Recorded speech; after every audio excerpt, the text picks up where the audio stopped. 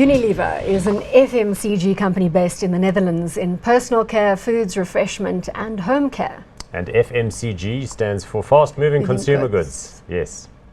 Market cap here, $53.2 billion, PE of 21.9. Actually, that's only half. You've got to add the two together because, as I mentioned earlier, it's got a doubled up capital structure. So what, we're looking at $100 billion?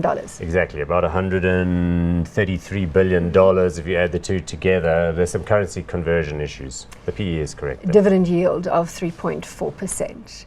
Should we start by looking at the share price graph here? Yeah, so what we've got here is the US listed depository receipt of the London PLC. It's a bit similar to Royal Dutch Shell and so on. I don't know, there are a couple of them where it's got like a dual listed entity and dual headquarters across the English Channel. It's an interesting share price graph towards the end there, Mia. Yes, so I mean, when you consider, like Paul said, this is the ADR. When you look at the one that's listed in London, it looks very different. Does it look very different? So yes.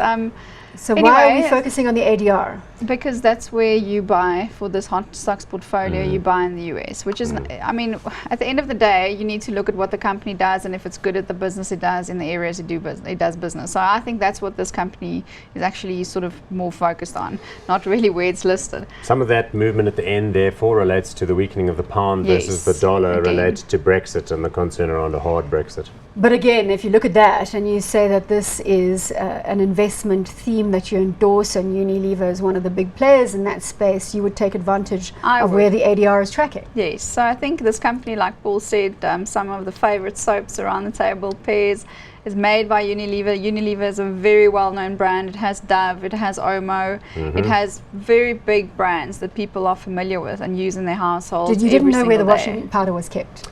The washing powder, I didn't manage to get down to the laundry to grab the washing powder. I'm pretty sure I would have found some Omo or some Skip or some Surf down there because those are their brands. Yep. Yeah, it sounds as though this is one that you've had in your portfolio. Yes, so this is, and this company is sort of, it has a very broad-based distribution. So it's not really, they don't really have one particularly focused country market like we see with Procter & Gamble, where half the company's revenue still comes from the US. This one's much more spread out, much larger exposure in emerging markets and in Europe and also in Asia. So I think there's a lot of room for this company to still grow their product distribution in, and yes, and capitalize on that. Why are you looking at the mayonnaise? Well, the mayonnaise is Hellmann's. That's also theirs, and I see that it's made with barn eggs, which is very nice. This is the original mayonnaise. So, I mean, these products sell a lot. Yeah. You add all the revenues of that, they manufacture these kinds of things in all sorts of different parts of the world.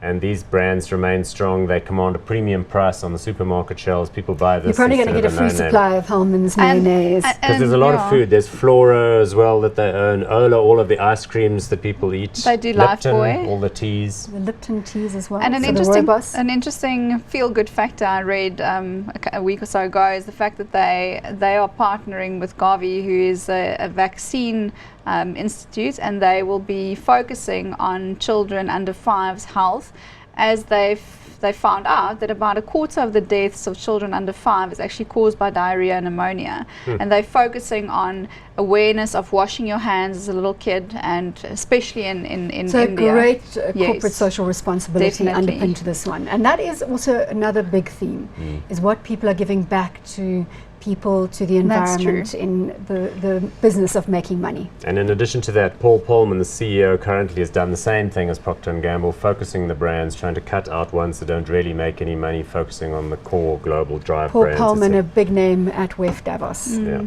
So, look, hot or not? The fact is, I think this one can be called hot, and I think all of this short-term sort of wrangling about whether the price of the brand in London is more than in the, all of that Brexit-related nonsense will settle down in due course. So, hot for me. Hot. For me too. Hot.